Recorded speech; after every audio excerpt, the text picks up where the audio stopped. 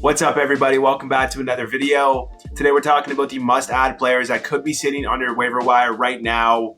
We have a bunch of players on this list. Some of them I talked about in my previous video, but we got a lot of new players to talk about.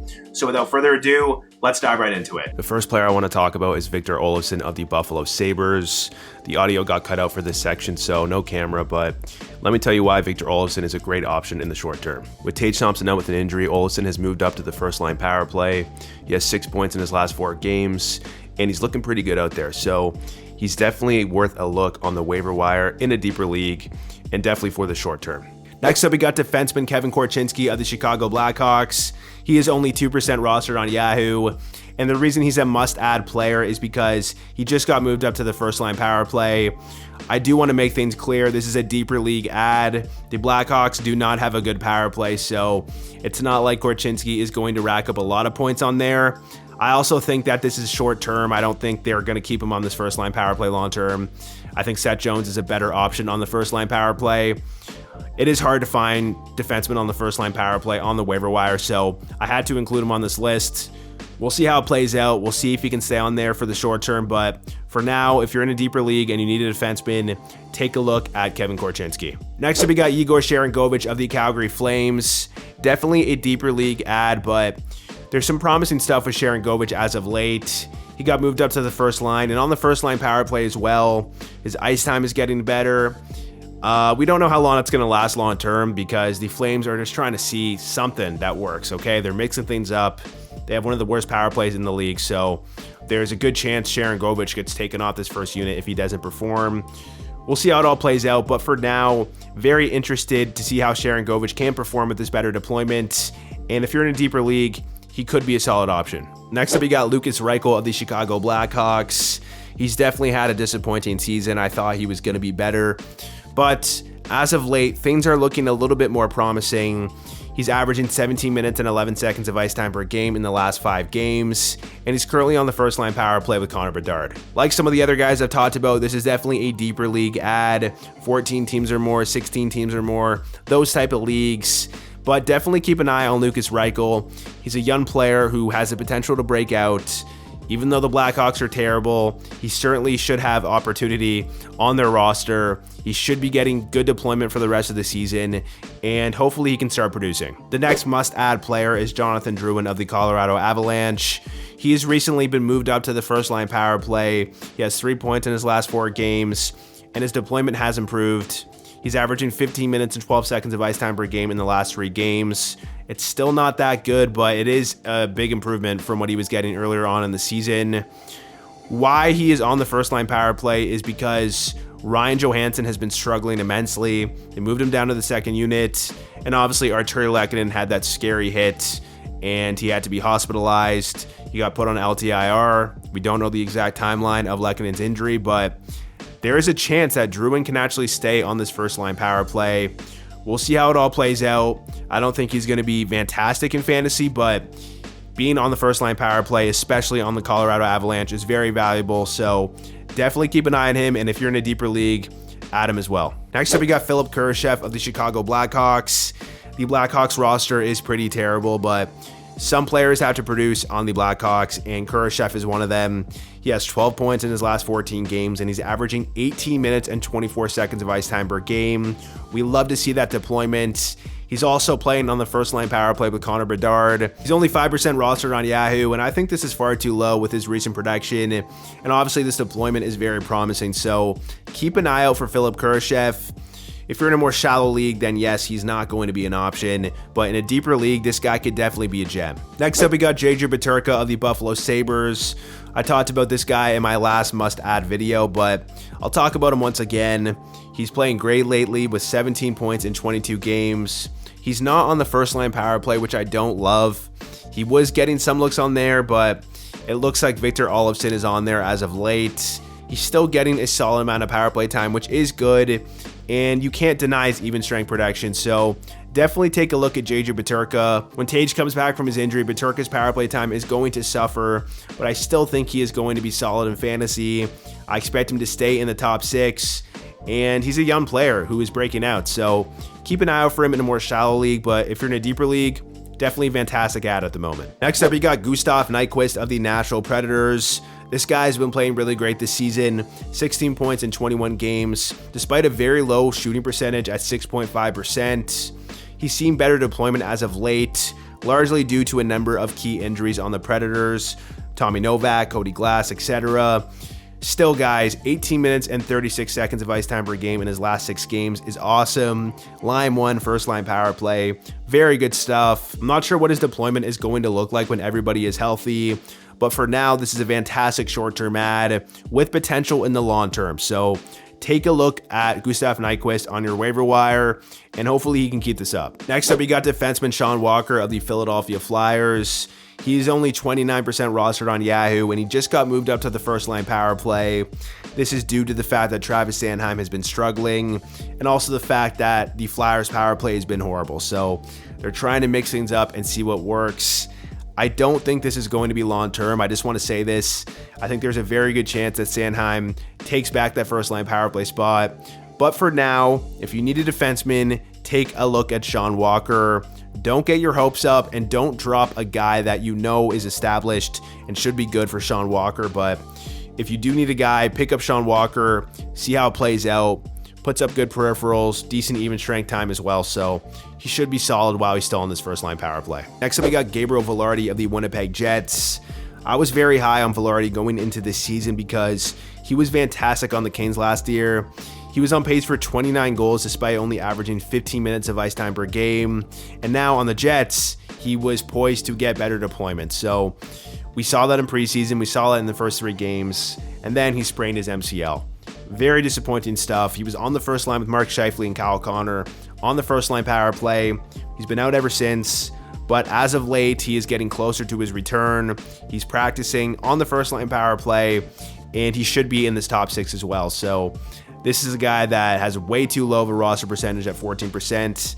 It will skyrocket.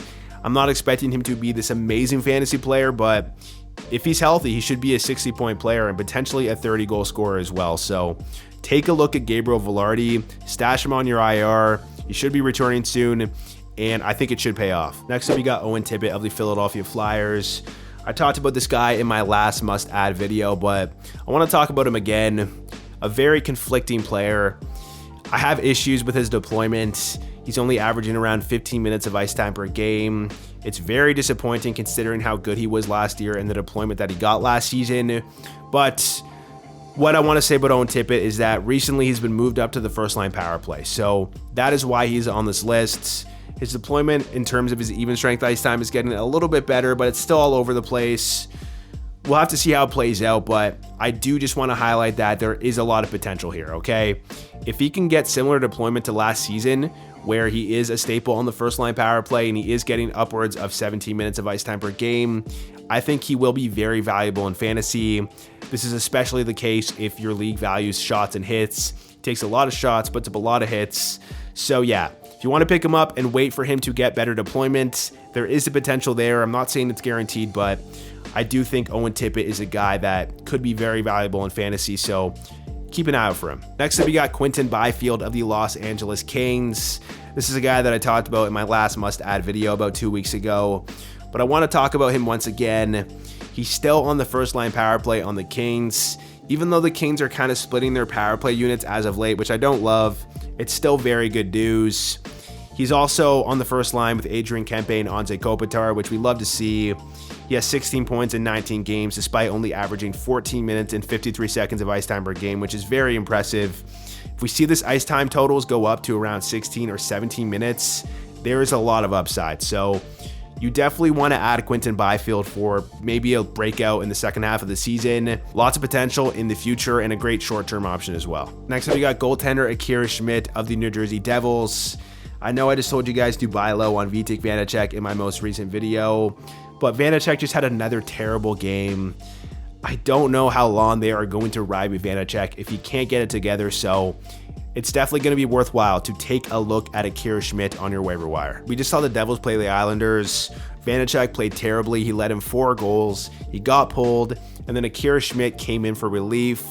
Schmid played great, and the Devils came back and won. So Schmid has definitely gained himself more starts, especially in the near future. The Devils haven't been great this year, but health has been a major issue. Once everybody is healthy, they should still be a playoff team. They're going to win a lot of games very soon, so Schmid could have a lot of fantasy value. It's very rare to find a goalie who could be the #1 starter on a playoff team sitting on your waiver wire, so if you need a goalie, pick him up. It might not be the best in the short term. It might be a little bit rocky. He might split starts with Vanacek, but I think in the long term, there could be a lot of potential. So take a look at Akira Schmid. It could really pay off. Next up, you got another goaltender. It's Filip Gustavsson of the Minnesota Wild. Gustavsson has had a pretty rough year, guys. Not a lot of wins, horrible goals against average, horrible save percentage, but I do expect the Wild to bounce back. The Wild just fired their head coach, and they just got a good win. Filip Gustavsson was starting in that game. So I think there is a potential for the Minnesota Wild and Gustavsson to turn it around. There's no guarantee, but looking at their roster, they shouldn't be this bad. So we'll have to see how it plays out. I think Gustavsson was definitely dropped in a decent amount of leagues. So if you need a goalie, this could be your guy, okay? Gustavsson was so amazing last year that I just find it hard to believe he's not a good goalie anymore. I think he's still very skilled. And I also think that Fleury is 39 years old and that split is not going to continue. So Gustavsson, in my opinion, will be the #1 starter on the Minnesota Wild, a team that will bounce back. So if you need a goalie, take a look at him if he's sitting on your waiver wire. Next up, we got Merzlikins of the Columbus Blue Jackets. Now, this will depend on your league format. If you're in a category league that, looks at goals against average and save percentage, he's not going to be that good. But in a points league, he definitely has a lot of value. Now, it does depend on your scoring settings in your points league, but we're talking about Yahoo default, where, saves are pretty heavily valued. He will be solid in fantasy. He has a .907 save percentage. The Columbus Blue Jackets are a top 5 team in letting shots against, so he's going to have those nights where he does lose, but he racks up a lot of saves. So that is very valuable in these points leagues. And he's also a guy that's starting the majority of the games. It's becoming increasingly rare to have a goalie start 60-plus games or even 55-plus games in the NHL lately, so Elvis has a lot of value in that regard. If you're in a points league that value saves, take a look at him, and it should pay off. Next up, you got Patrick Kane of the Detroit Red Wings, and I understand in most of your leagues he's probably been picked up already, but I just want to talk about Patrick Kane for a little bit. I'm not very excited about Patrick Kane in fantasy, guys. It might be a hot take, but I do want to tell you guys to manage your expectations if he's on your team. The reason for this is, one, he had hip resurfacing surgery in the offseason, and this has notoriously bad outcomes in the NHL. We've seen players like Ryan Kessler, he couldn't come back. Nicholas Backstrom, who has come back and didn't play very well, and now he's injured again, not playing. So don't know if that's related, but we don't have good outcomes with the surgery.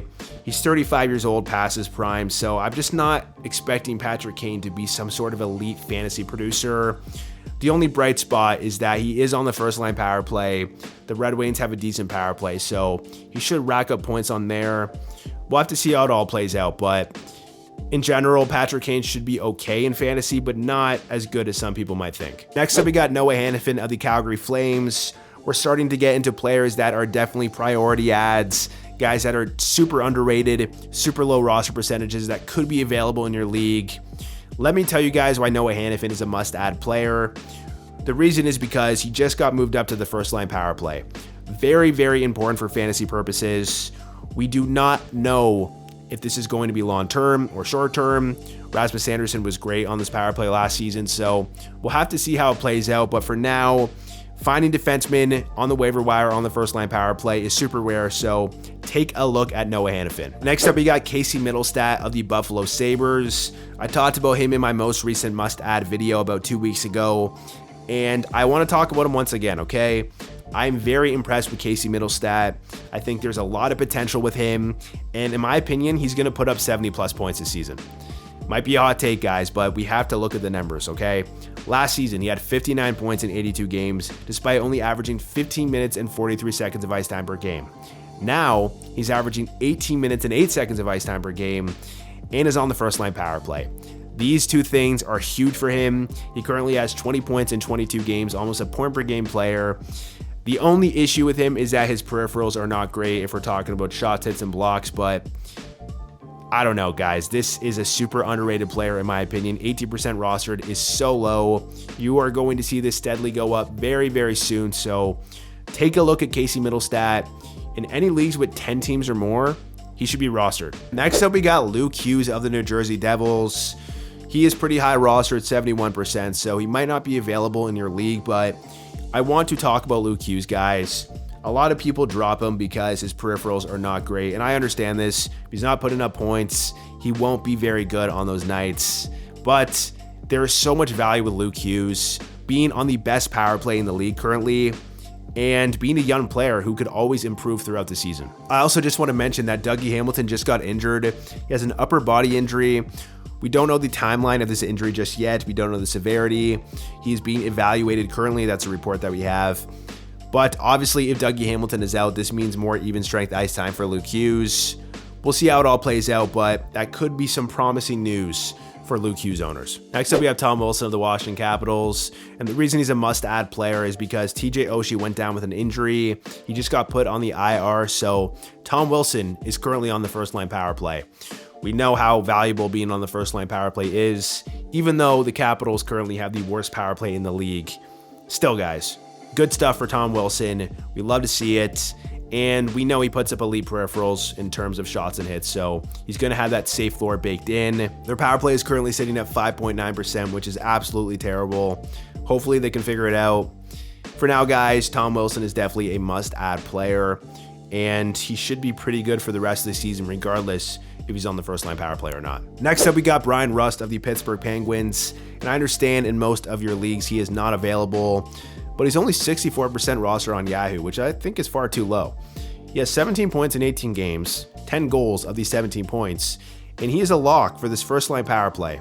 Last year was a down year because Reichel was on the first line power play, but Reichel has been terrible this year and he's currently injured as well. So Rust should be a lock on this power play. If you're looking at the last couple of seasons, minus last year when he wasn't on the first line power play, he was a point per game player or almost a point per game player in these seasons. So take a look at Brian Rust if you're in a more shallow league, and it could really pay off. Next up, we have Sam Bennett of the Florida Panthers. I talked about him in my last must-add video 2 weeks ago, but I had to include him on this list once again. He got moved up to the first-line power play, which is massive for his value, and he is only 18% roster on Yahoo. What is going on, guys? I mean, first of all, he's amazing when it comes to shots and hits, elite peripherals, and he's getting top 6 minutes on a line with Matt Tkachuk. So much potential with Sam Bennett, especially if he stays on this first line power play. So add Sam Bennett before it's too late because this roster percentage should easily be 60 to 70%. Next up, we have Ukko-Pekka Luukkonen of the Buffalo Sabres. I was very surprised to see his stats, guys. He has a 2.54 goals against average and a .918 save percentage. This is all great, but the main reason he's a must-add player is because Devon Levi has just been sent down to the AHL. Devon Levi, who was getting way too much hype going into the season, is back to get some much-needed development in the minor leagues, and this means that Ukko-Pekka Luukkonen should get the majority of the starts. I do want to make things clear that his goals against average and his save percentage is not sustainable. The Buffalo Sabres let in a lot of goals, so this isn't very characteristic of them. I think you're going to see these numbers get a little bit worse. However, it's rare to find goalies that are going to start the majority of the games on the waiver wire. In a points league, this is very valuable, so if he is sitting on your waiver wire, you need to add him immediately. Next up, we got goalie Pyotr Kochetkov of the Carolina Hurricanes. We know that Freddie is out long-term with a health issue, and we also know that Antti Ranta had possibly the worst fantasy hockey performance of all time. He let in something like 8 goals or 7 goals on 12 shots. I forget what it was, but it got people like minus 20 points in some leagues. I don't think Ranta is going to be the #1 starter with that performance. Kochetkov has played really good lately. He's a young goalie that has showed a lot of promise, and I think he will be starting the majority of the games as we move forward. The Carolina Hurricanes are one of the best teams in the league, so he should rack up a lot of wins, and his goals against average should be pretty low. If he is somehow still available in your league and you need a goalie, pick this guy up immediately. Next up, we got another goalie, Connor Ingram of the Arizona Coyotes. This guy has been extremely impressive this season. In 11 starts, he has 8 wins. And look at his goals against average and save percentage compared to Vejmelka, okay? 2.49 goals against average and a .924 save percentage compared to Vejmelka's 3.5 goals against average and .892 save percentage. There is a pretty big difference here, and for that reason, the coaching staff has started to break off the split and give Ingram back-to-back starts. He's performing really well, and I think they are going to continue to do this because Ingram is giving them the chance to win games. So very, very valuable in points leagues, and obviously in the category league right now, he is playing very, very good. The Coyotes are not the greatest team in the world, but they have made improvements from last season. And if Ingram can, sustain a 2-to-1 split or even start the majority of the games, he will have a lot of value. So pick up Connor Ingram before it's too late. Next up, we got Marchenko of the Columbus Blue Jackets. I talked about this guy quite a bit in my previous videos leading up to the season as well. I talked about him in my most recent must-add video, but I have to include him here once again because he's playing amazing as of late, and his roster percentage on Yahoo is far too low. Marchenko has 10 points in his last 14 games, but what's even more promising to me is his deployment. In his last 5 games, he's averaging 18 minutes and 36 seconds of ice time per game. He's on the first line and the first line power play, and that is very good news to me. He's also taking a lot of shots this season, which we love to see. He's on pace for 230 shots. And if we compare this to last season, it's definitely an improvement. Last season, he was only on pace for 182 shots. So he's shooting the puck more. And usually what that means is he should score more goals than last season. Last season, he was on pace for 29 goals. He had 23 goals in 59 games. So there is a chance that Marchenko can put up 30 plus goals this season. Very promising stuff. He's a very talented player. He's only 23 years old, so he could improve as the season goes on. The Blue Jackets are not the best team. They don't have the best power play, but if he continues to get this deployment, there is massive potential for Marchenko to put up 30 goals and maybe 60 to 65 points, maybe even more. So pick up Marchenko before it's too late, guys. I am telling you, this is definitely one of the biggest sleepers on the waiver wire. The number 1 player on this list is Matt Boldy of the Minnesota Wild. He might not be available in your league, but if you're watching this in a more shallow league, I think you should pick him up, guys. He's only 80% rostered now. His roster percentage has gone way down, and I think he is going to bounce back big time. There's a couple reasons I think he's going to bounce back. The first one is his shooting percentage. It's sitting at 5.1% compared to an 11.8% career rate, so that should come back to normal. He's still shooting the puck quite a bit, which we love to see. Now, his deployment has been a little bit all over the place, which I don't love, but I think this is because he was struggling and he was kind of just getting benched for that. They just fired their head coach, the Minnesota Wild, so I think you're going to see that new head coach boost, and I think they're going to start getting more wins. So we'll see some big games for Matt Boldy in the near future. He's only 22 years old, and he put up 31 goals last season. He's going to be in the top 6 and on the first line power play, so I'm expecting Boldy to still be a 30-goal scorer and a 70-point player. He should be rostered in the leagues that he got dropped in. So if you're in a shallow league, like I said, take a look at Matt Boldy. All right, guys, I'm recording this after I edited the video, but we just learned today that Joseph Woll is getting his 3rd straight start in a row. He has a pretty high roster percentage, so he's probably not available in most of your leagues, but if you're in a more shallow league and you need a goalie, please take a look at Joseph Woll. I actually just traded for him in one of my leagues like 2 weeks ago, and it's looking like it's going to pay off. He looks way better out there than Sammy, and I think there's a lot of potential with him. Having a goalie start the majority of the games on a playoff team is big in fantasy, so make sure you add Joseph Woll before it's too late. All right, guys, that's the end of the video. Make sure you hit that like button if you enjoyed it. Subscribe if you're new to the channel, and I will catch you in the next one.